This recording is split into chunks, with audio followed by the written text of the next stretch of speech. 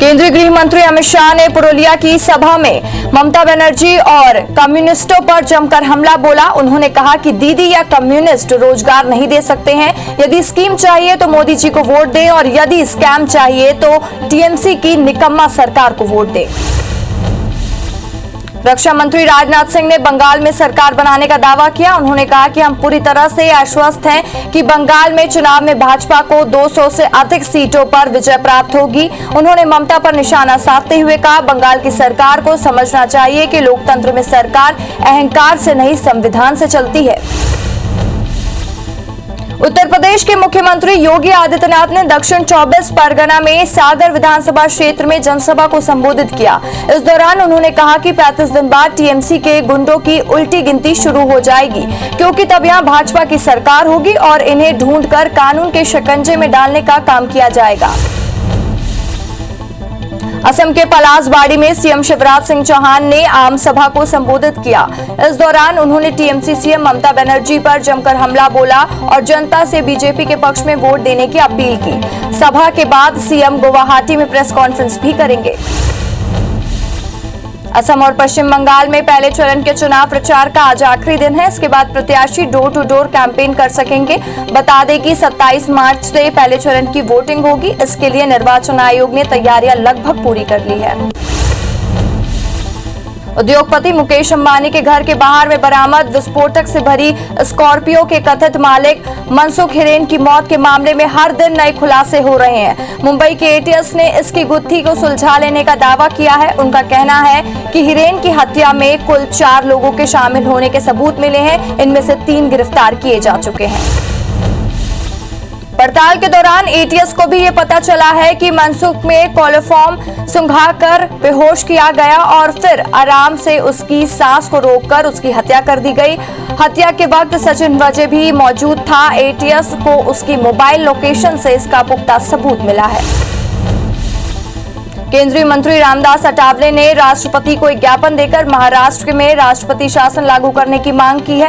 उन्होंने कहा है कि महाराष्ट्र में स्थिति बिगड़ती ही जा रही है। मुकेश अंबानी के घर में विस्फोट की चीजें रखने का काम एक पुलिस अधिकारी करता है। इसके लिए महाराष्ट्र सरकार को हटाना चाहिए और वहां राष्ट्रपति शासन लागू होना चाहिए।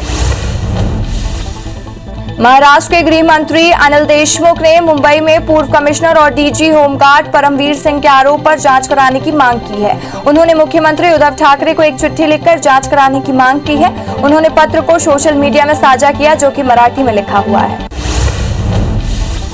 चिट्ठी में अनिल देशमुख ने कहा है कि जब आरोपों की जांच होगी तो दूध का दूध और पानी का पानी हो जाएगा।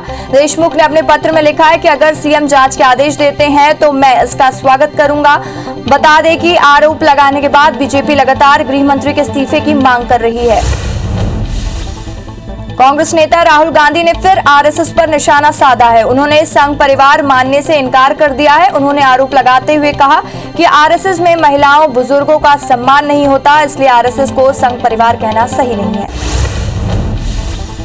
राहुल गांधी ने ट्वीट करते हुए कहा, मेरा मानना है कि आरएसएस और उससे जुड़े संगठन को संघ परिवार कहना सही नहीं है। परिवार में महिलाएं होती हैं, बुजुर्ग के लिए सम्मान होता है, करुणा और स्नेह की भावना होती है, जो आरएसएस में नहीं है। अब मैं आरएसएस को संघ परिवार नहीं कहूंगा। दिल्ली राष्ट्रीय राजधानी क्षेत्र सरकार संशोधन विधेयक में राज्यसभा में पारित होने के बाद दिल्ली के मुख्यमंत्री अरविंद केजरीवाल ने कहा है कि यह लोकतंत्र के लिए दुखद दिन है। उन्होंने कहा कि वहां लोगों को सत्ता दोबारा सौंपने के लिए संघर्ष करते रहेंगे। जो भी अड़चनें आएंगी वो अच्छा काम करते रहेंगे। काम नहीं रुकेगा, न ही धीमा होगा। वहीं एनसीपी नेता नवाब मलिक ने कहा है कि दिल्ली को लेकर एक तरफ भाजपा पुनर्राज्य में दर्जे की वकालत करती आई है और दूसरी तरफ मुख्यमंत्री के एलजी के अधिकारियों को बढ़ा रही है। ये लोकतंत्र के खिलाफ है। जब उनके खिलाफ किसी दल की सरकार बन जाती है तो उसके खिलाफ बीजेपी अलग भावना से काम करती है।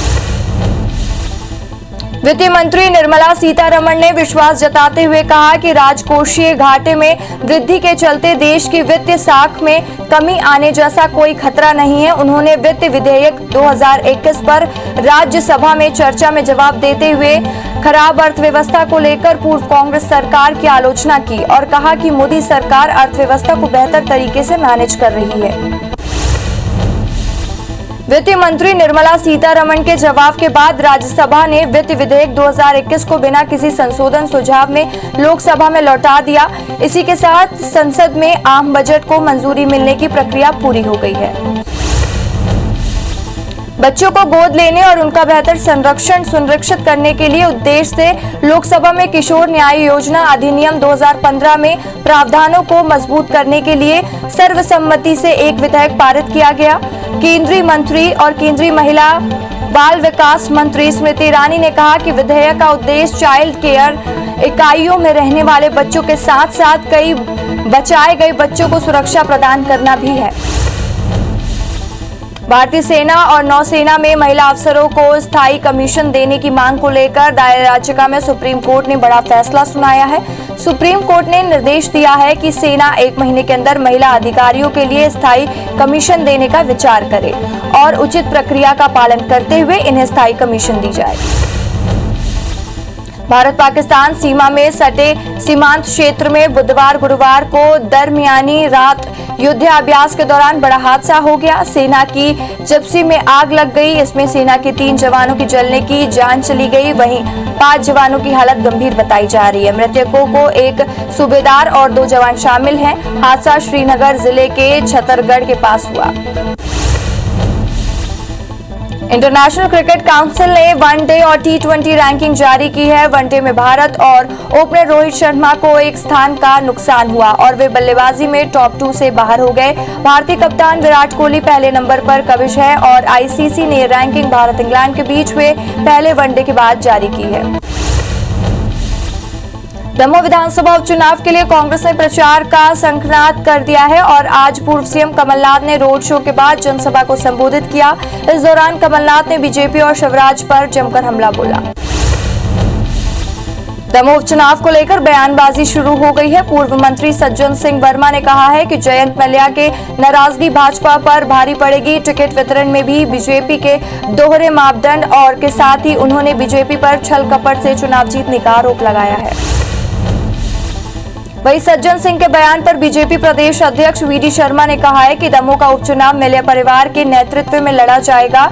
उन्होंने सिद्धार्थ मल्ल्या और मल्ल्या परिवार की नाराजगी का खंडन किया है। साथ ही वीडी शर्मा के दावा किया है कि दमोह उपचुनाव बीजेपी हर बूथ पर जीतेगी।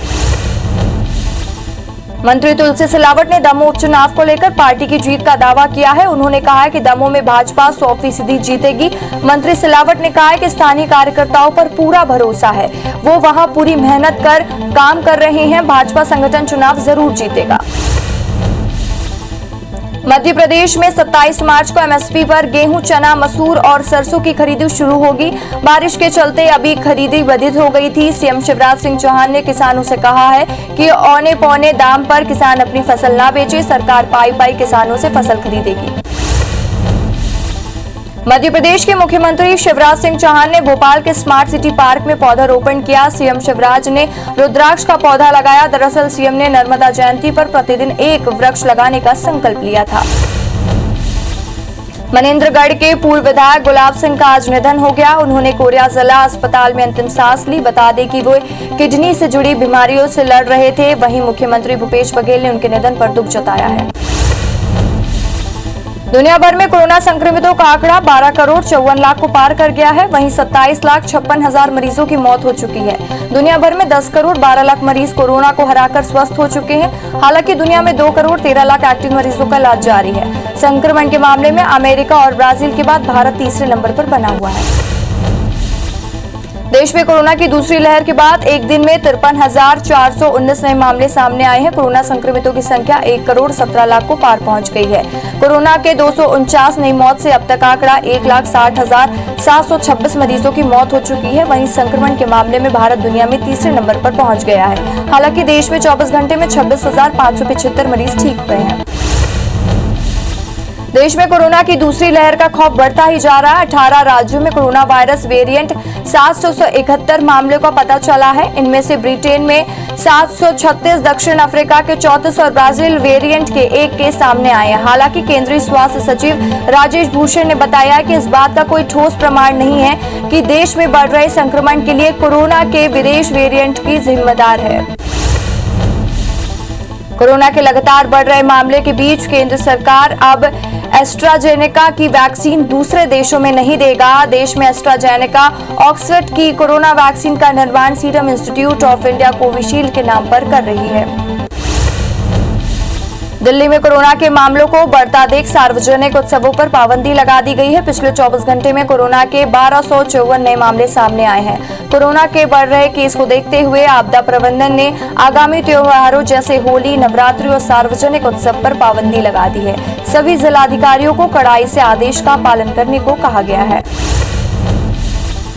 महाराष्ट्र में 31,855 नए कोरोना मामले से कुल आंकड़ा 25,64,000 को पार कर गया। राज्य में 95 मौत से अब तक 53,684 मरीजों की मौत हो चुकी है। वहीं एक्टिव मरीजों का आंकड़ा 2,47,000 को पार कर गया है। नागपुर में लॉकडाउन में 3,000 से अधिक नए केस मिले हैं। उत्तराखंड के नैनीताल हाईकोर्ट ने कुंभ में आने वाले तीर्थयात्रियों के लिए कोविड-19 की नेगेटिव आरटी-पीसीआर रिपोर्ट लाना अनिवार्य कर दिया है। हालांकि ये रिपोर्ट 3 दिन से पुरानी नहीं होनी चाहिए। मुख्य सचिव ओम प्रकाश ने हाईकोर्ट के साथ हुई वीडियो कॉन्फ्रेंसिंग के बाद मीडिया को ये जानकारी दी। छत्तीसगढ़ में 24 घंटे में 2106 कोरोना मरीज से आंकड़ा 3,27,000 को क्रॉस कर गया है। वहीं एक्टिव मरीजों का आंकड़ा 11,934 है। 29 मरीज की मौत से अब तक आंकड़ा 4,011 लोगों की मौत हो चुकी है। 439 मरीजों से डिस्चार्ज होने से कुल आंकड़ा 3,13,000 को पार कर गया। रायपुर में 573, दुर्ग में 793, बिलासपुर में 110, राजनांदगांव में 126 नए मरीज मिले हैं। बढ़ते कोरोना संक्रमण को देखते हुए रायपुर जिला प्रशासन ने नई गाइडलाइन जारी की है। आदेश के अनुसार होली मिलन समेत सभी सार्वजनिक कार्यक्रम प्रतिबंधित रहेंगे। सभी पर्यटन स्थलों का आम जनता का प्रवेश प्रतिबंधित रहेगा। सभी धार्मिक, सामाजिक, राजनीतिक, सांस्कृतिक समारोह पर प्रतिबंध लगा दिया गया है। वही व्यक्तिगत पूजा के लिए धार्मिक स्थल खुले रहेंगे। विवाह कार्यक्रम में 50 से ज्यादा लोगों को अनुमति नहीं मिलेगी। सभी प्रकार की सभा, रैली, धरना, जुलूस पर प्रतिबंध रहेगा। 2 पहिया वाहन में 2 और 4 पहिया वाहन में ज्यादा व्यक्ति नहीं जा सकेंगे। डीजे, नगाड़ा समेत सभी ध्वनि यंत्रों पर भी प्रतिबंध रहेगा। जारी नई गाइडलाइन में दूसरे राज्य से आने वाले व्यक्तियों को 7 दिन के लिए होम क्वारंटाइन रहना होगा।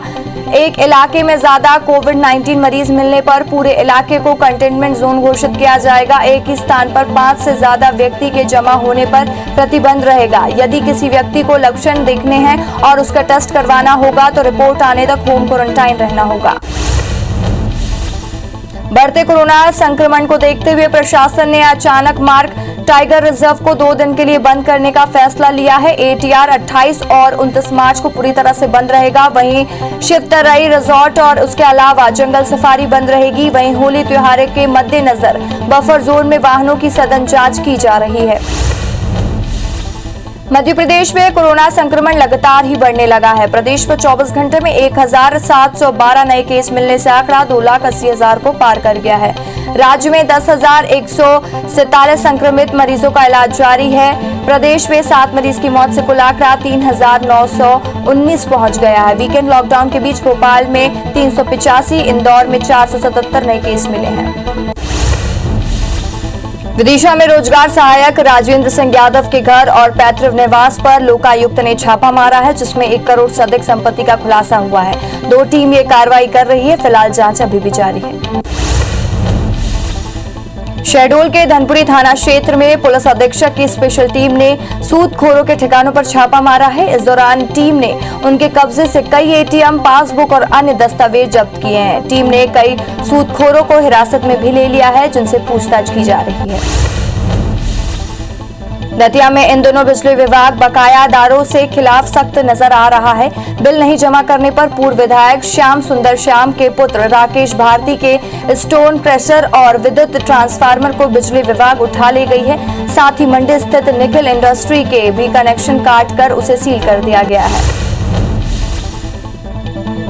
महासमुंद जिले के खैर जुटकी के ग्रामीण जल संकट के चलते तालाब का गंदा पानी पीने को मजबूर हैं। गांव में सुविधा के नाम पर कुछ वर्ष की नल जल योजना शुरू की गई थी, लेकिन वाटर लेवल की समस्या के चलते नलकूप भी कम नहीं कर रहा है।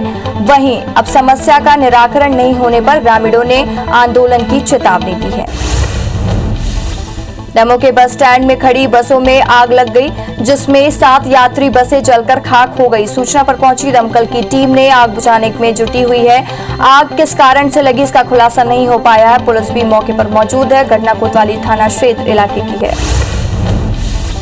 देवास के बरौठा थाना क्षेत्र में एक युवक ने 2 बच्चियों को कुएं में फेंक कर खुद पर आग लगाकर खुदकुशी कर ली। कुएं में फेंकने वाली दोनों बच्चियों की मौत हो गई। बताया जा रहा है कि मृतक युवक पत्नी के घर न लौटने से परेशान था। फिलहाल पुलिस मामले की जांच कर रही है। जांजगीर की जिला जेल में सामने से छेड़छाड़ का आरोप पुलिस को चकमा देकर फरार हो गया। आरोपी युवक का नाम विक्की बरेट है, जो कि नवागांव का रहने वाला है। उसे कोर्ट के आदेश पर पुलिस जेल में दाखिल करने के लिए पहुंची थी। फिलहाल पुलिस आरोपी की तलाश शुरू कर चुकी है। रायपुर में तीर्थ यात्रा पर ले जाने के नाम पर 45 लोगों में लाखों के धोखाधड़ी का मामला सामने आया है। टूर ट्रेवल के संचालक ने श्रद्धालुओं को हवाई टिकट बुक कराने का झांसा देकर रुपए ऐंठने और बाद में दफ्तर बंद कर फरार हो गया। पीड़ितों ने साई ट्रेवल्स के खिलाफ संचालक के खिलाफ अपराध दर्ज कराया है। राजम के गोबरा नवापारा वार्ड में पार्षद ने एक महिला को थप्पड़ जड़ दिया। पार्षद की दादागिरी सीसीटीवी में कैद हो गई। वहीं पीड़िता ने शिकायत पर पार्षद मंजराज सोनकर के खिलाफ पुलिस ने केस दर्ज कर लिया है। राजधानी रायपुर बस स्टैंड से गांजे की तस्करी करते हुए एक महिला समेत शख्स को गिरफ्तार किया गया। दोनों चोरी छिपे जगदलपुर से मथुरा गांजा ले जा रहे थे। वहीं सागर जाने वाली इस बस में सवार होने वाले थे। पुलिस ने उन्हें गिरफ्तार कर लिया। जब्त गांजे की अनुमानित कीमत बताई जा रही है 1.5 लाख रुपए।